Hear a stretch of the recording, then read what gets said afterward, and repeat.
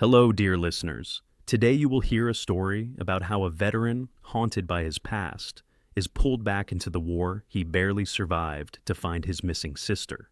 By the way, write in the comments which city you are from. We're very curious to know. Now, sit back and enjoy the story. The taste of dust and stale coffee was a familiar ghost, clinging to his tongue long after he had left the desert behind. Now, the call was pulling him back. Alex sat at his kitchen table, the chipped ceramic mug warm in his hands. The morning ritual was always the same: black coffee, a worn newspaper, and the silence of his small apartment. This was his sanctuary, built brick by painstaking brick after the war, a fortress against the ghosts that still sometimes whispered in the dark. He'd meticulously crafted a life of routine, each day a carbon copy of the last, a deliberate effort to keep the chaos of his past at bay.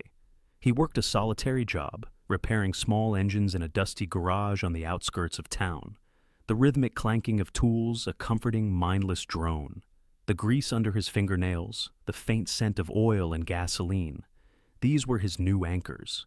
He'd traded the adrenaline of combat for the predictable hum of a well-tuned engine, the camaraderie of a squad for the quiet solitude of his own thoughts. It was a far cry from the symphony of gunfire and shouts he once knew, and that was precisely the point. His hands, once steady on a rifle, now trembled slightly as he poured another cup. A ghost of a tremor from a forgotten war. He still felt the phantom weight of his M4, the familiar cold of the steel, the kick against his shoulder. Sometimes the smell of exhaust from a faulty carburetor would trigger a flash. The acrid stench of burning diesel and blood. The sudden concussion of an IED. The frantic shouts of his squad. He'd learned to push it down, to compartmentalize, to just breathe. Each breath was a conscious effort, a tiny victory against the encroaching darkness. He'd spent years perfecting the art of emotional suppression, building mental walls higher than any blast barrier. But even the strongest walls had cracks. His only real connection to the outside world, beyond the gruff nods of his garage boss, was Maya, his younger sister. A decorated pilot, flying missions he couldn't even begin to comprehend. She was the one bright spark, a constant, unwavering light in the dim landscape of his existence. He remembered her as a scrawny kid, all elbows and knees, always trying to keep up with him. He'd taught her how to tie a proper knot, how to read a compass, how to stand her ground. She'd surpassed him in every way, a true warrior, yet still his little sister. He'd promised their dying mother he'd look out for her, a promise he carried like a sacred burden. He took a sip of his coffee, the bitter taste grounding him.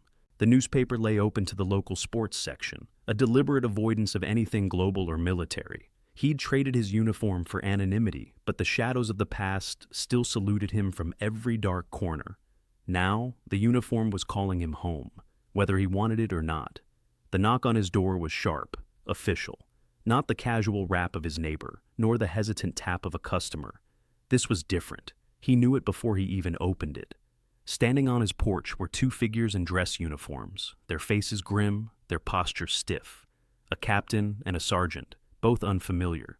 The captain held an official envelope, stark white against the worn wood of his table, felt like a death knell before he even opened it. He invited them in, the silence in his small living room suddenly suffocating. The captain cleared his throat, his voice low, formal. "Mr. Thorne, we regret to inform you." The words hung in the air, heavy and cold. Maya? Her name? A silent prayer. A promise he'd made to their dying mother, echoed in the quiet of his small apartment. Her last transmission was a garbled burst of static, a scream swallowed by the wind. He knew that sound. It was the sound of everything changing. He'd heard it before, too many times. The sound of a life extinguished, a mission gone sideways, a universe tearing itself apart. Maya's squadron, on a highly classified reconnaissance mission over disputed territory, had gone dark. No distress signal, no wreckage found, just silence. Missing in action. MIA. The acronym, a cold, clinical term, ripped through the carefully constructed piece of his world. The old scars, both visible and hidden, began to ache, a symphony of past traumas reawakening.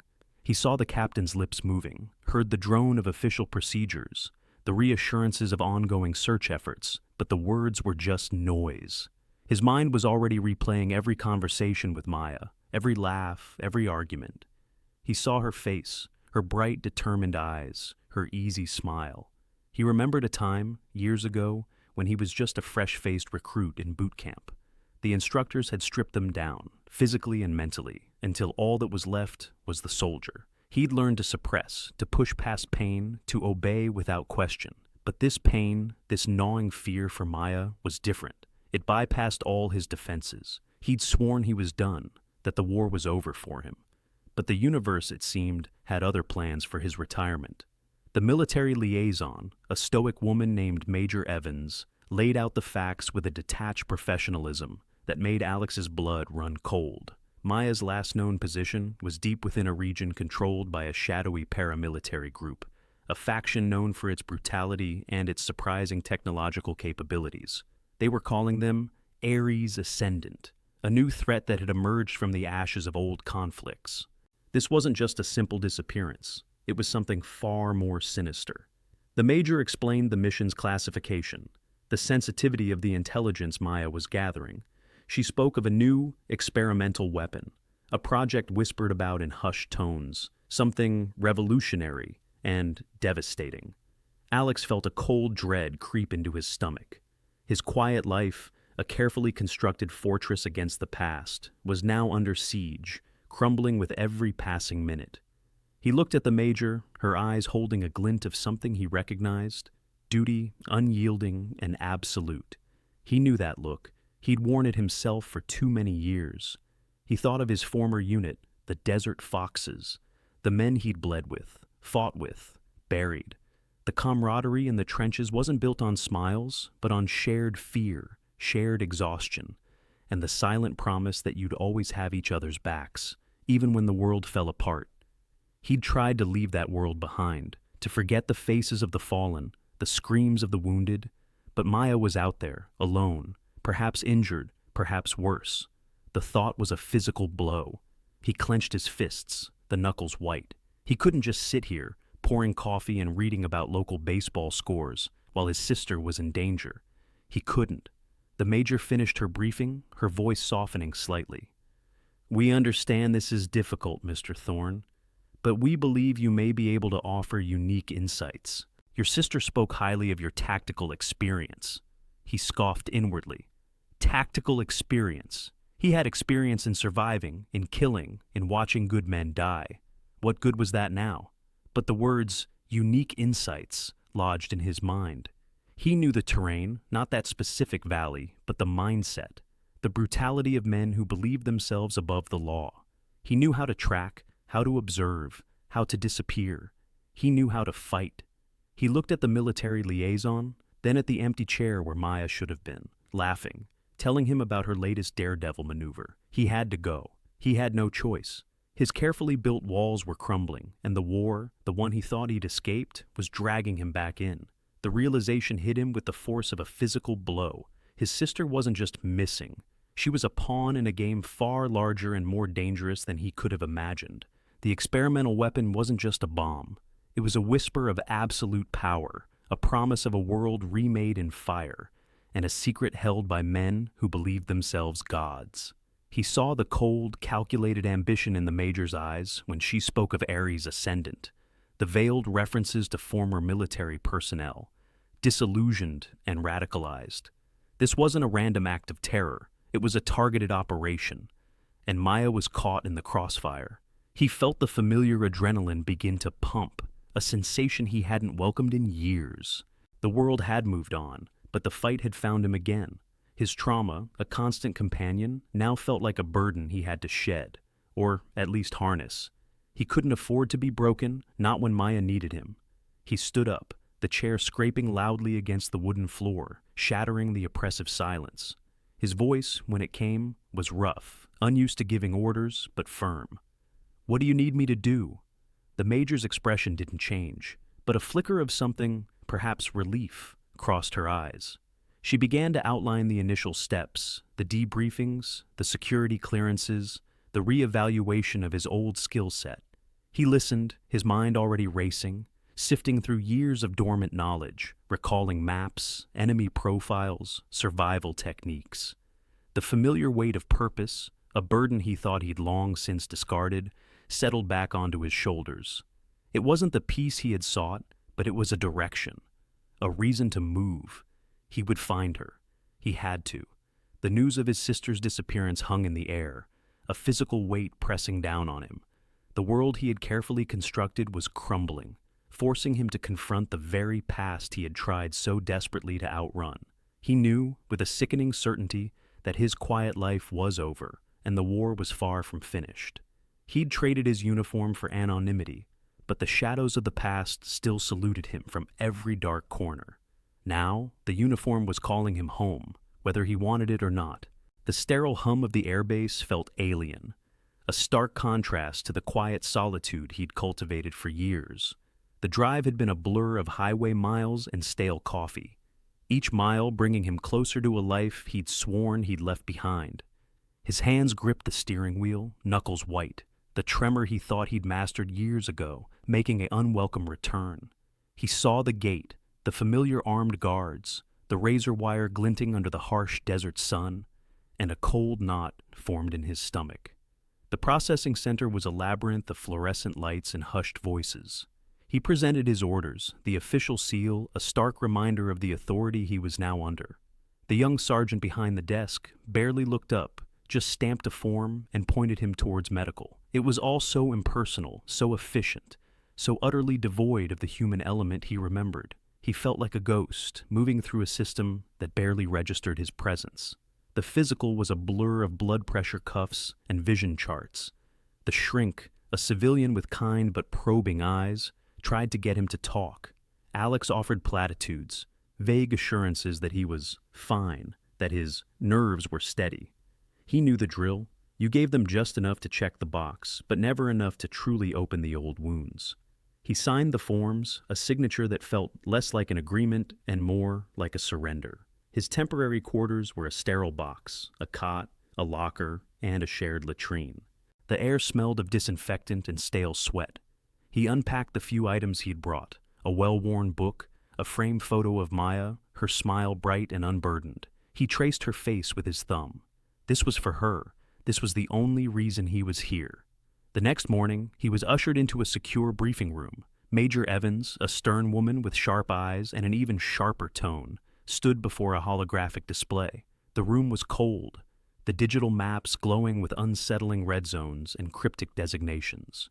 She spoke of a rogue element, a splinter group, but Alex heard traitors, brothers in arms gone wrong. She detailed Maya's mission, a reconnaissance flight over a disputed territory, and the sudden, inexplicable loss of contact. They had no wreckage, no distress signal, just a void where a decorated pilot and her advanced aircraft should have been. The silence in the room was heavy, punctuated only by the hum of the projectors. Then came the whispers, the vague allusions to something more.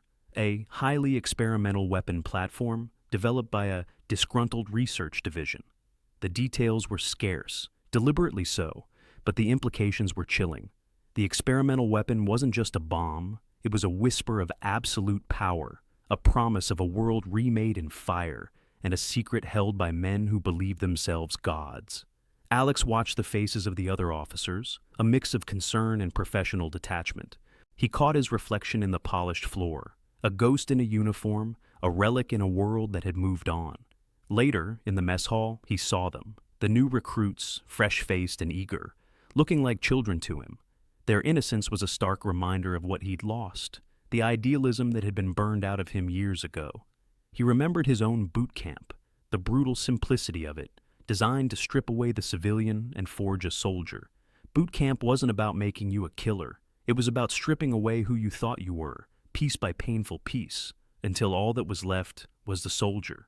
But what was left of him now? He was a hollowed-out version of that soldier, a weapon with a broken trigger. He sat alone, picking at his food, the chatter around him a meaningless drone. A young analyst, Lieutenant Chen, approached his table, a nervous energy about him.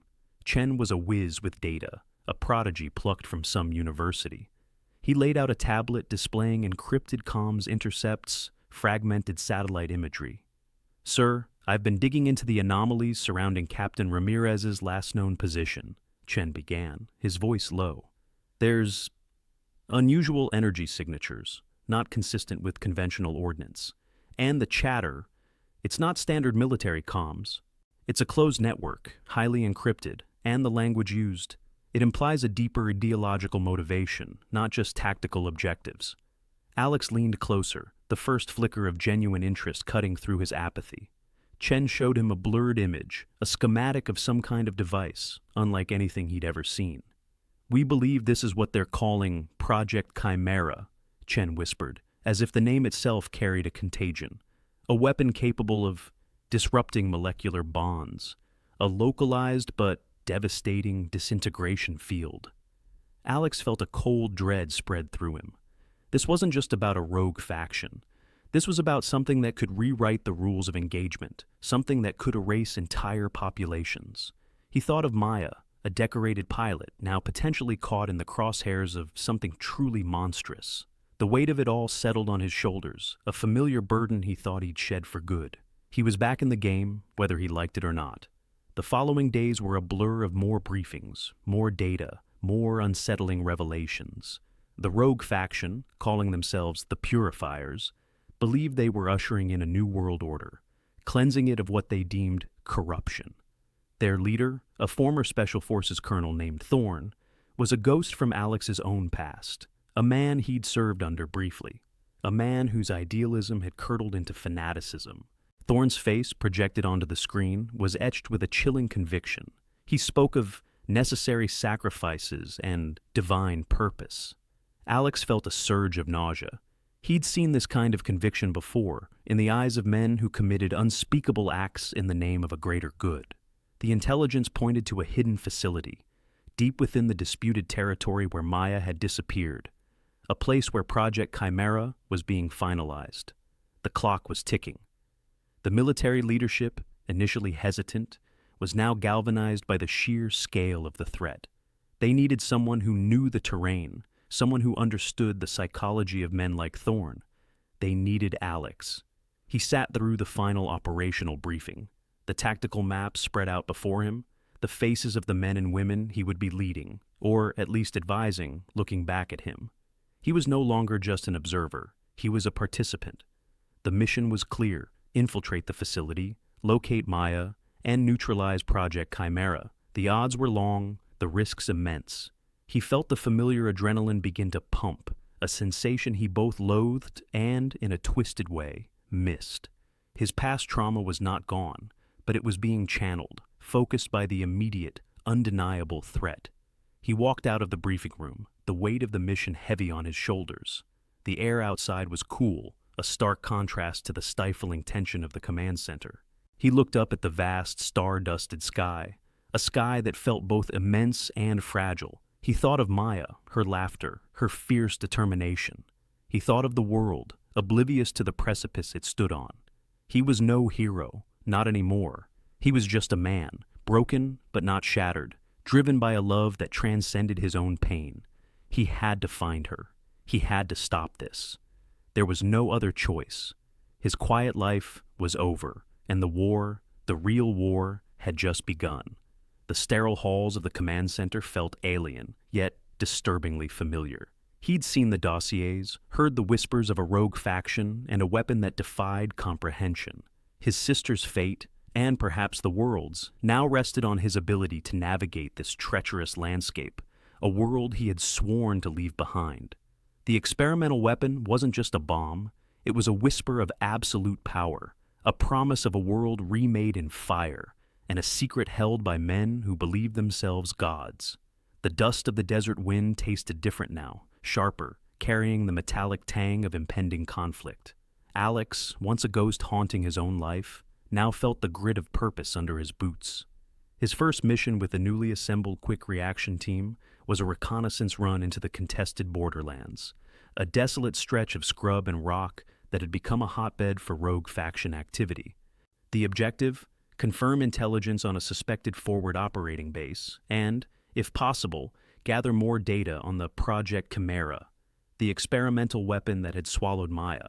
Captain Eva Rostova, a lean, no-nonsense officer with eyes that missed nothing, led the team. She'd given Alex the once-over when he'd joined, a silent assessment that spoke volumes. He wasn't a fresh recruit, but he wasn't current either. He felt her skepticism, a familiar weight. Their convoy, a pair of armored Humvees, moved under the cloak of a pre-dawn moon. The silence inside the vehicle was thick, punctuated only by the low thrum of the engine and the occasional crackle of comms. Alex sat beside Sergeant Miller, a young, earnest soldier barely out of his teens. Miller kept glancing at Alex, a mix of curiosity and deference in his gaze. Alex remembered that look. He'd seen it in the mirror decades ago. He saw the fear in the younger soldier's eyes, a reflection of his own past self, and a flicker of something long dormant stirred within him. Their intel proved accurate. The rogue base was a hastily fortified compound, a cluster of prefabricated structures and sandbagged positions tucked into a wadi. Rostova, with practiced efficiency, deployed their overwatch. Alex found himself moving with a familiar ease, his senses heightened, every shadow a potential threat. He was rusty, yes, but the muscle memory was still there, a ghost of the soldier he once was. He remembered a similar setup, years ago, in a different desert, a different war. The details blurred, but the feeling of controlled tension, the heightened awareness, was identical. They spent hours observing, documenting. The rogue faction, calling themselves the Purifiers, were well equipped, their movements disciplined, almost military. But there was an unsettling fervor in their drills, a fanaticism that chilled him to the bone. Every intercepted transmission, every decoded message, painted a darker picture, a fanaticism that chilled him to the bone. They weren't just fighting soldiers, they were fighting an ideology, a twisted vision of a new world forged in chaos. During a brief lull, Miller offered Alex a canteen. "Rough out here, huh, Sarge?" he said, his voice low. Alex grunted, taking a long drink. "Seen worse?" he replied, the words tasting like ash. Miller chuckled, a nervous sound. "Heard about your sister, sir. Captain Maya, she's a legend, sir." Alex just nodded, the mention of Maya a fresh wound. The camaraderie in the trenches wasn't built on smiles, but on shared fear, shared exhaustion, and the silent promise that you'd always have each other's backs, even when the world fell apart. It was a bond forged in the crucible of shared danger, a language understood without words. Alex felt a faint echo of that now, with Rostova's team. Their mission took a sudden turn when a patrol from the Purifiers stumbled upon their hidden observation post. A firefight erupted, sharp and brutal. Alex's old instincts kicked in. He moved with a speed that surprised even himself, covering Miller, laying down suppressive fire. He saw the terror in Miller's eyes, the wide-eyed shock of a young man facing death for the first time. Alex barked orders, his voice raw but steady. He remembered a similar moment, a young medic under fire, frozen. He dragged him to cover, yelling, pushing. He did the same for Miller now, pulling him behind a rock outcrop as rounds impacted nearby. Rostova, meanwhile, was a whirlwind of controlled aggression, directing fire, coordinating their retreat. They extracted under heavy fire, leaving behind two of the Purifiers and carrying one of their own, wounded but alive. Back at base, the debrief was grim. The intel they had gathered, however, was invaluable. They had confirmed the presence of highly volatile compounds at the rogue base, chemicals consistent with the theoretical components of Project Chimera. The experimental weapon wasn't just a bomb. It was a whisper of absolute power, a promise of a world remade in fire, and a secret held by men who believed themselves gods. The young analyst, Lieutenant Chen, his face pale from lack of sleep, projected holographic schematics. "Based on our analysis, sir, this isn't just a weapon of mass destruction. It's a terraforming device, designed to reshape ecosystems, not just destroy them, on a global scale." Alex felt a cold dread settle in his stomach. This wasn't just about his sister anymore. This was about everything. Maya's face, clear in his mind, was a beacon, a reason to push past the fear, to fight for more than just survival. He had to find her, and he had to stop this. Later, during a quiet moment under a star-strewn sky, a shared cigarette, and the unspoken understanding that bound them together, Rostova approached him. "You did good out there, Alex," she said, her voice softer than he'd heard it. "Real good." He just nodded, exhaling a plume of smoke. "Just doing my job, Captain." She gave him a wry smile. "Some jobs, you never really leave." He understood. He was back in it, whether he liked it or not. The war had found him again. The next few days were a blur of planning, training, and frantic intelligence gathering. The purifiers were accelerating their timeline. Chen's team intercepted a fragmented message, a chilling countdown. They were preparing for a major deployment, a global cleansing. The pieces were falling into place, revealing a conspiracy far more insidious than he could have imagined. The rogue faction wasn't just seeking power, they intended to unleash an apocalypse. The target was unclear, but the intent was terrifyingly clear. Alex felt the weight of it, the immense responsibility. He looked at the faces of his new comrades, a silent pact forming in their shared determination. Rostova, Miller, Chen, even the quiet medic, Specialist Davies. They were all in this together. The clock was ticking, and the line between duty and sacrifice was blurring with every passing moment. They huddled around the tactical map, the glowing projections illuminating their grim faces. Rostova outlined the plan, a high-risk, high-reward assault on a newly identified primary purifier stronghold, believed to be the launch point for Project Chimera. It was a desperate gamble, their only chance. Alex's heart hammered against his ribs, not with fear, but with a grim resolve. He was no longer just a veteran haunted by ghosts. He was a brother on a mission, a soldier fighting for a world he'd once thought he'd left behind. He was ready. The air in the briefing room was heavy with the scent of stale coffee and impending conflict. Outside, the desert wind howled, a mournful prelude to the storm. Alex ran a hand over the worn grip of his service pistol, feeling the familiar weight.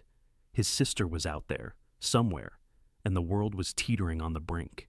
He knew what he had to do.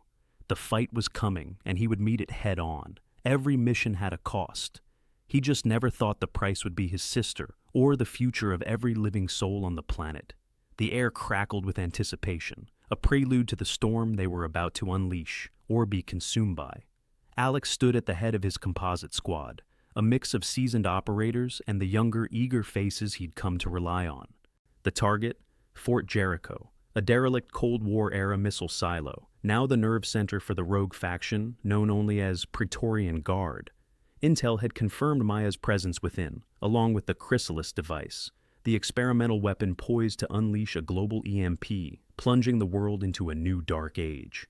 The plan was simple, brutal, and precise, a multi-pronged assault designed to overwhelm their defenses, secure Maya, and neutralize the threat. Sergeant Miller, the pragmatic squad leader, clapped Alex on the shoulder, his face grim. "Ready, old man?" he asked, a hint of respect in his voice now. Alex nodded, the weight of the coming hours pressing down on him. There was no turning back. The initial breach was textbook. Explosives cleared the main gate, and the team poured in, moving with practiced efficiency through the crumbling concrete corridors. The Praetorians, however, were not the disorganized fanatics Alex had expected. They fought with a chilling discipline, each defender seemingly willing to die for their cause. The echoes of gunfire and shouting bounced off the thick walls, a symphony of chaos Alex knew all too well. He moved through the chaos with a grim precision, the ghost of his past self finally aligning with the man he had become. His training, honed in countless forgotten skirmishes, kicked in. He was a machine, clearing rooms, covering flanks, his movements fluid and deadly.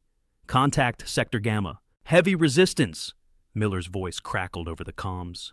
Alex redirected, pushing deeper into the complex. He saw a young Praetorian, barely out of his teens, fall in a hail of suppressing fire, his eyes wide with a misplaced conviction. It was a stark reminder of the tragic waste of war, the innocent caught in the crossfire of ideologies. He pushed the thought away, focusing on the mission.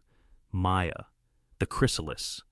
They fought their way to the central control room, a reinforced bunker deep underground. The air grew heavy, charged with a strange, almost electrical hum. Inside, a dozen Praetorian loyalists stood guard, their leader, a gaunt man with eyes of cold fire, standing over a console. On a cot in the corner, slumped and unconscious, was Maya. Seeing Maya, battered but alive, was a punch to the gut. A surge of raw, unadulterated relief he hadn't felt in years. But relief was a luxury he couldn't afford.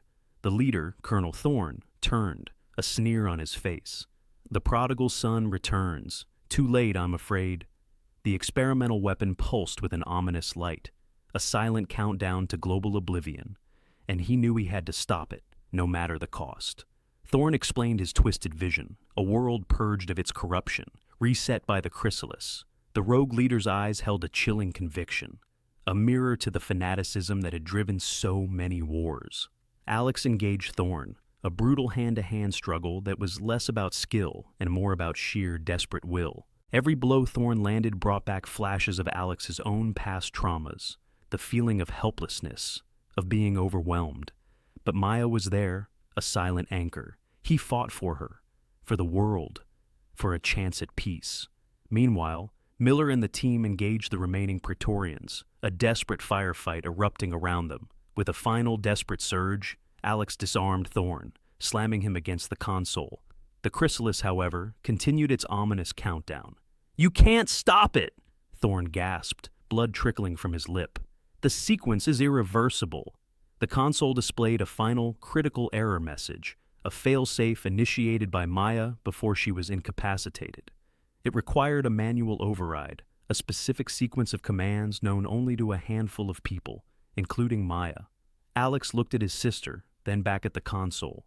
He saw the schematic, a complex web of circuits and energy conduits. He remembered Maya's childhood fascination with electronics, her uncanny ability to fix anything.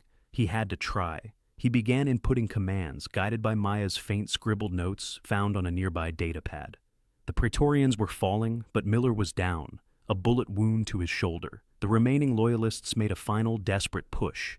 Alex worked feverishly, the pressure immense, the weight of the world on his trembling fingers.